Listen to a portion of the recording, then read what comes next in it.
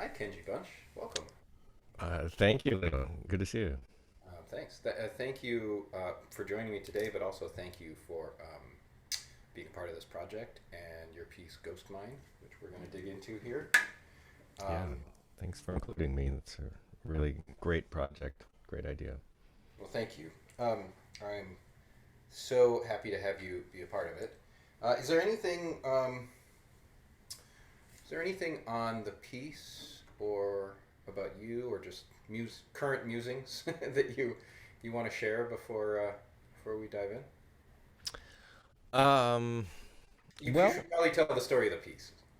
okay, yeah, I'll tell the story of the piece, and maybe to preface the story of the piece, I will share what I've kind of uh, discovered about myself as a composer. You know, most of us don't decide to start writing music because of some mission we're on. Um, uh, like I want to do this in the world, so I'm going to start writing music. We write music because it's fun, and in my case, I couldn't stop doing it when I was supposed to be practicing viola, and it turned from just something fun I did for myself in my spare time to my like a kind of parallel concurrent career to my playing, and now like kind of the main thing I do. I still play, but I play mostly my own stuff now. So we're all compelled for some reason to create music, and it might take a while to figure out why we're doing that. And for me, it took a couple decades, I guess, to really understand what compelled me to want to create music. And it was just in the last few years I realized basically I'm trying to offer healing, some kind of healing um, message to um, the world, and that can look uh, like a lot of different things.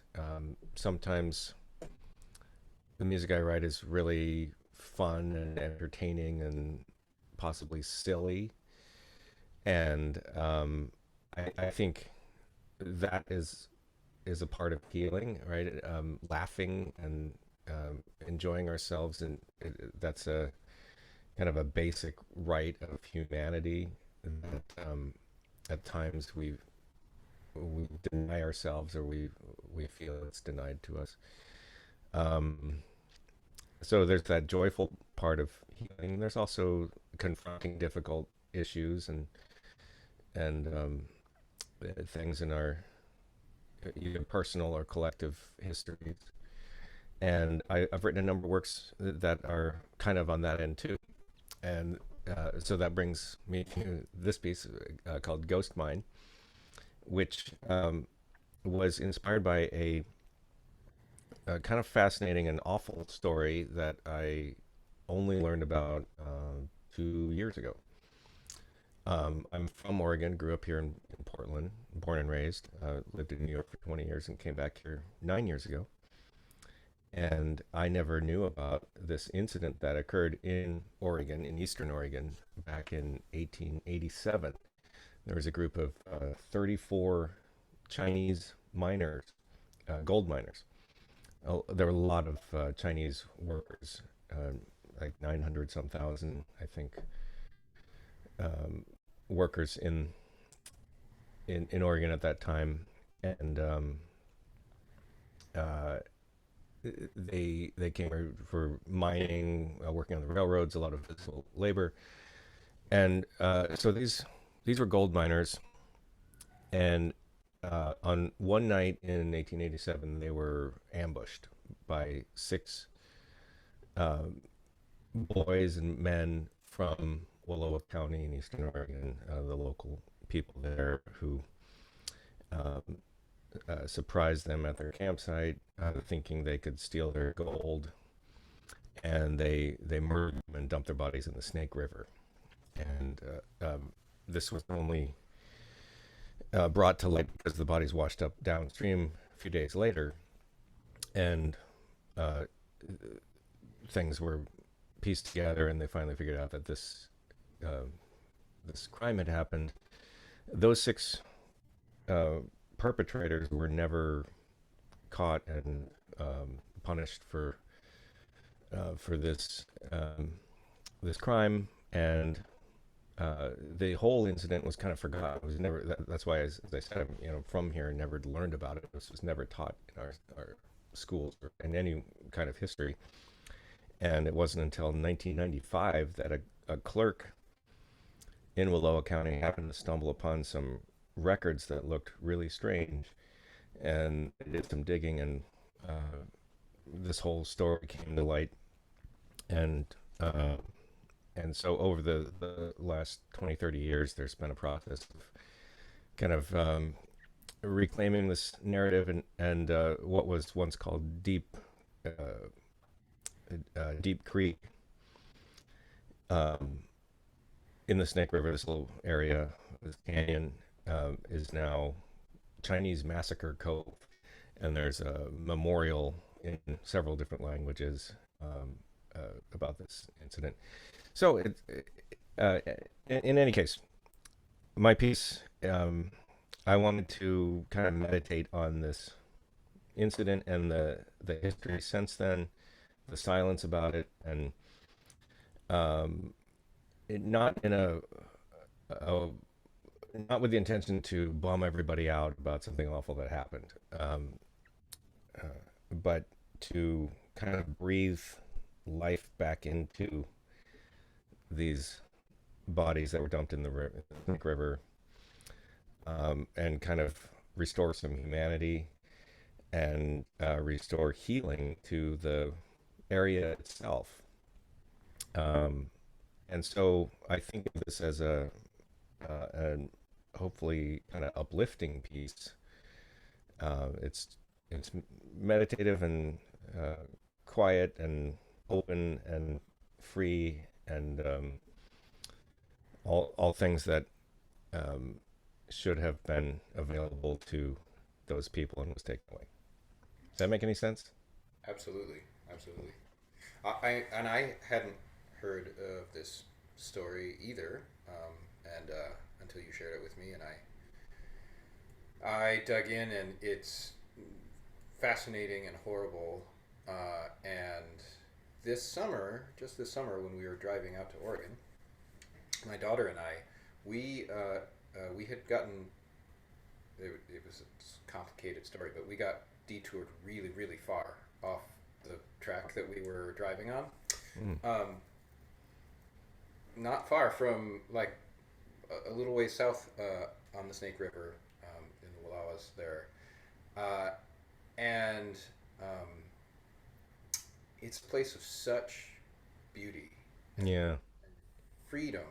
Um, there's not many people. It's the sort of place that you can really go to be you, you know. Mm. And just reflecting on the image of that place with the incident in mind. It also coincidentally was the day after we had stopped on our drive to visit the Japanese relocation camp at Minidoka.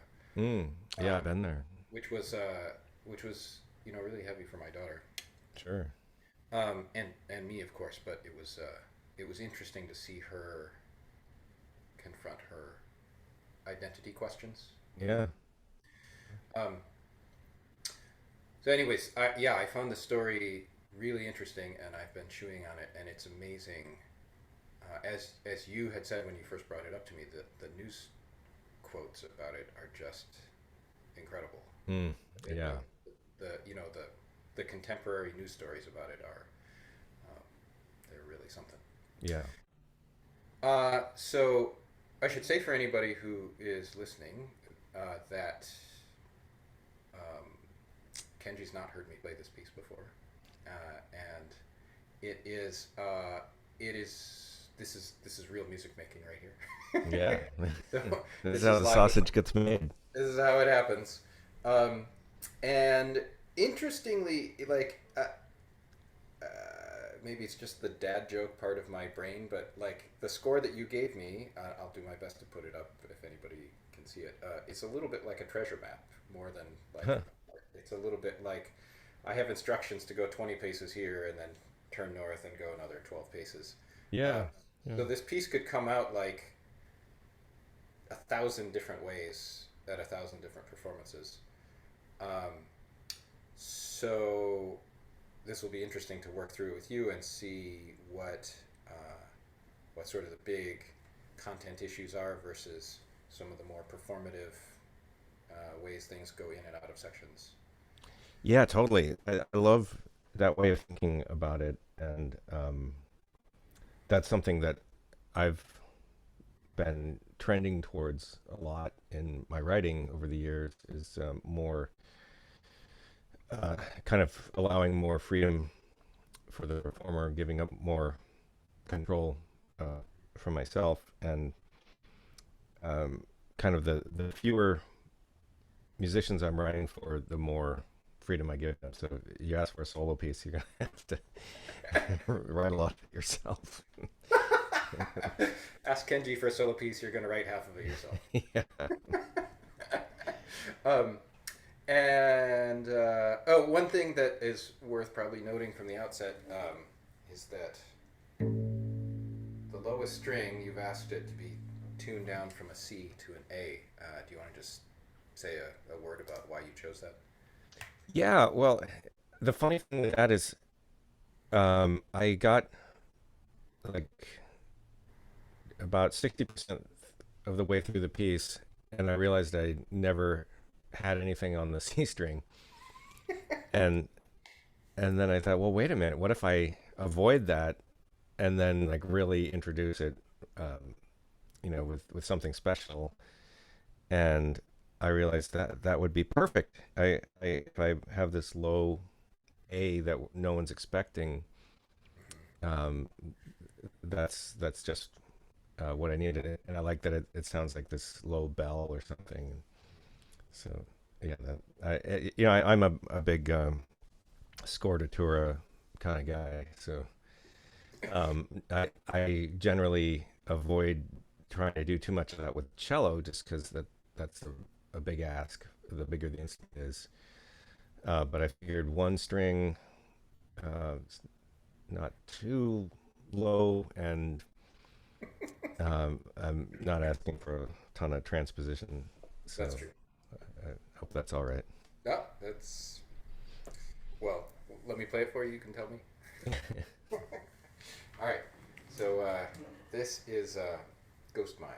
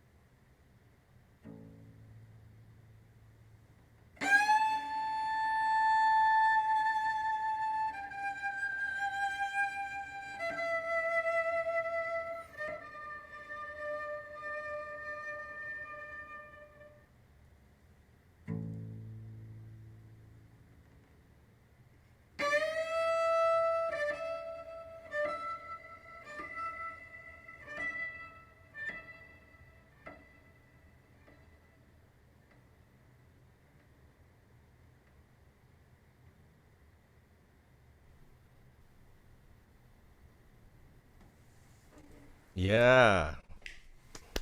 Yeah, that was awesome. Thanks. That's really beautiful. Sorry, I couldn't find those G's at the beginning. It's hard to start a solo piece like up there without. You know what? I really like the way it started, and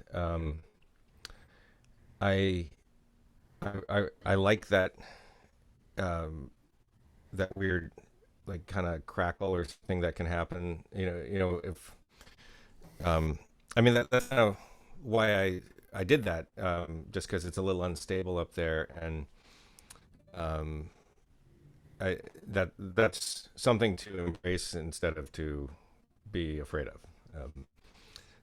And if that happens anywhere there, then just like go with that, and that could become part of when you repeat that opening phrase, Okay. or sort of uh, improvise on that the second time. You can use stuff like that. But yeah, I'm totally into that kind of sound. Okay. Yeah, I thought it was it was what I hoped it would sound like. Okay. um, because I mean, I want to feel like a lot of I want it to be really atmospheric, and to feel like I'm out there in that canyon, which, as you said, is just like this enormous expanse with nothing around you, Yeah. and and even over like a crappy Zoom thing, I get that sense of resonance and echoing, which isn't happening, but that's the illusion that you're creating, which is just what I wanted. Well, you've taken great care to write in the quiet, to write in the space. Oh, cool. I mean, I think you have every phrase is indicated with numbers of seconds or ranges of time between them, to give a sense of the pacing. Is that some of them are actually uncomfortably long. Yeah. There are two that are 10 seconds of silence between the events. Um, Yeah. are those coming through actually? Yeah, that's great. Yeah. And that's, I struggled, as I mentioned, with the notation of this, um, and ultimately I realized it was bar lines that were getting in my way, and not only for the notes but the rests too. I didn't really want counting of beats in the rests. Counting of seconds is sort of an intuitive thing, and but I didn't want to think in terms of bars of four or something like that. And so I like the stillness of these pauses. Yeah, we have to measure time in some way, Yeah. but I think we are accustomed to uh, the fact that, if I am gauging a day, I don't expect to put extra emphasis right when it turns Thursday, Yeah. something like that, right? It's just like, okay, I measure the time passed that way, Yeah. but uh, there doesn't have to be an event. That doesn't have to influence how I structure my life necessarily. Right. Yeah. Except for like Taco Tuesday or something. Downbeat could, yeah. we do we always do Taco Tuesday. um. Yeah, I loved it. What was I kind of? I really liked in the third system when you start the pits thing, how you kind of intuitively made a crescendo on the repetitions. Um, Cool. that was really cool, and like with a wider vib. Right. Cool. Yeah, that's one thing that one thing with it sort of not being through composed, you've left a lot of the, how do I say it, like the guiding of the energy of the performance, like the performative stringing together of events. Yeah, Uh, it's not there on the page exactly. yeah, If one event happens three times, like it should be going somewhere. It should be coming from. It's like.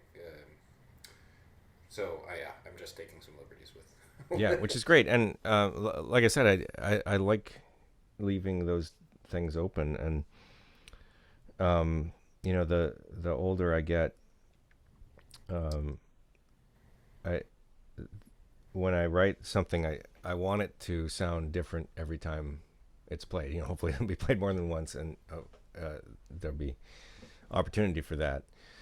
Um, I remember as a student with my first compositions, I was like I get so wound up, and when in the performance, like if anything was different than what I had written, I'd be like, what's going on? No, Yeah, yeah, and I've let that go over the years, and I've gone to kind of the other end, and I like to let things happen, or just like facilitate unexpected things happening. well, you wrote them in. Yeah. You wrote in the lack of expectations. Yeah. Um, I wanted to ask about a couple of decisions that I made in the third system. No, excuse me, in the second system. Um, this phrase where we have grace notes and long notes and molto vibrato.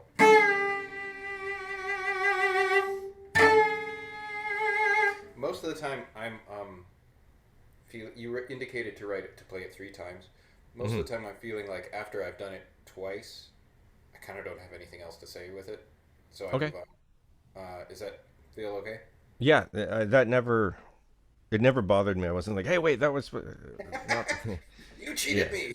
yeah, Give me yeah. back my. That's totally fine. If Okay. um, yeah, And specifically there, uh, I should finish this phrase. It sounds like, and then the next system starts something new.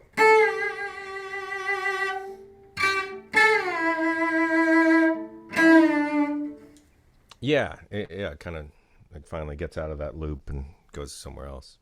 And were you imagining that that phrase in the third system is it going to the last one? or is the whole thing kind of coming away? Is it? Should I just let the whole thing start a new gesture, but then a continual fade into the? I think so. I think it gradually loses energy rather than accumulates it. Okay. Okay, so then my next question's just mechanically speaking is that in the section with all of the right hand and left hand tapping, Yeah.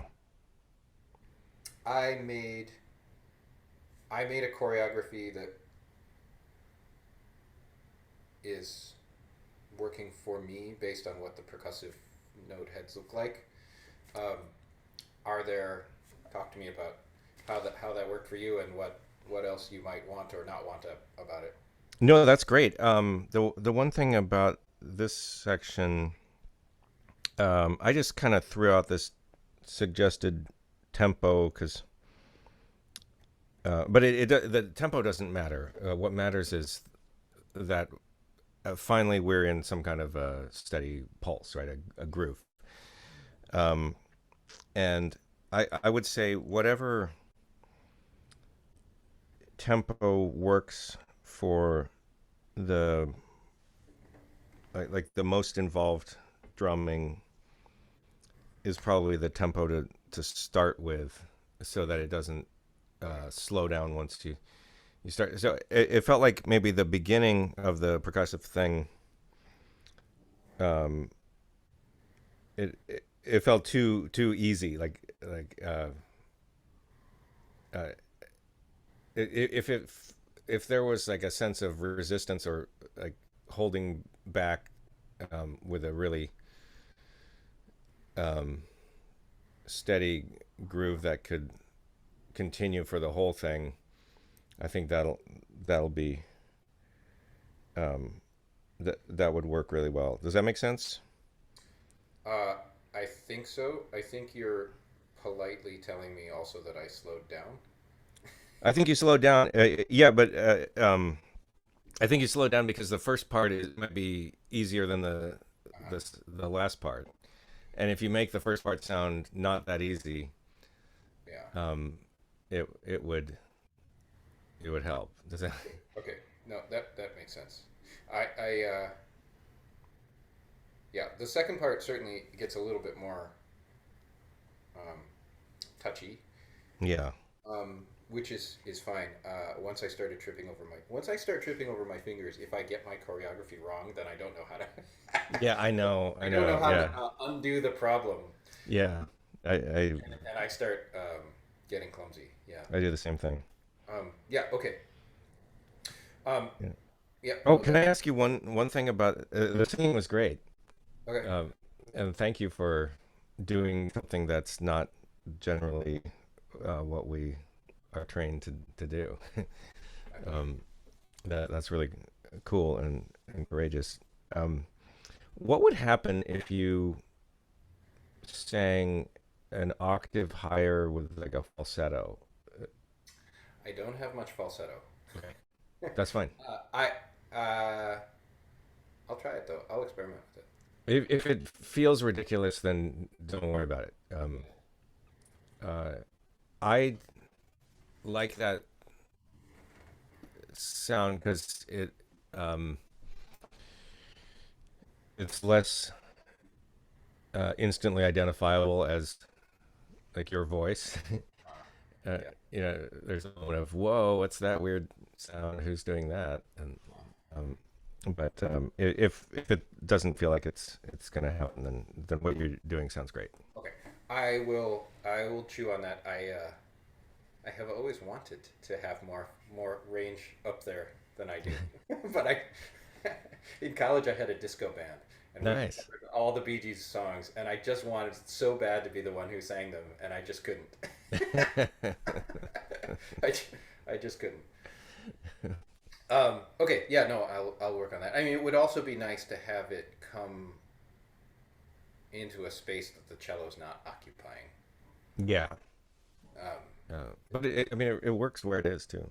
okay. Okay. Yeah, I will chew on How that. long is this? I've timed it a few times. Sometimes it comes out like 6.5 minutes. Sometimes it comes out like 9 minutes. Whoa. Is It's that so cool for you? Is that too long? it's fine. It's totally Oh, fine. Yeah, no, that's fine. Um, yeah, no, it'll be fine. great. As I add pieces to this project, it will change the flow of things, and I'll have to consider intermissions and whatnot. But Uh-huh. the concept right now is to really string everybody's work and stories together into just long enough that we don't need an intermission. Cool. Yeah. So I'll encourage restroom stops before the concert starts. Yeah. Yeah. Okay. Yeah. And you know, if you need to tighten it up a bit, with like fewer repetitions or just adjusting the timing of things, that's cool too. Sure. A few things I'm doing a little less of maybe than you proposed. I I was thinking I would probably sing a couple of phrases rather than 1 to 2 minutes worth. Totally. Yeah. Um, Yeah. That's fine. for example, but yeah. And the ending is it I love the editing. It was fading out perfect. as you. I was finding that I was really into the sound of these kind of repeated grace note figures changing color into a more soulpont Yeah. kind of a loneliness, so that Mm-hmm. some of the fun the some of the meat of the note disappears and you're just left with the wisps. Yeah. If that's okay with the author. Yeah. Totally. That's great. I love it. Okay. Great. Well, thank you so much for sharing this piece, and Oh man, thank you for playing it and everybody giving can't it wait to hear away. it. Also, thank you for having neat handwriting, since yours is a Kenji's score here is a manuscript handwritten score compared to everybody else's digital copies. Yeah, I missed doing. I used to do everything by hand, and I'm just old enough to have started before the notation software really got going. So. Well, it works. It works, and I also I like that I don't have to turn pages on my iPad. Cool. I can just look at the one sheet. Yeah. All right. Well, Kenji, thank you so much for taking some time and sharing your work, and we can't wait to share with everybody else.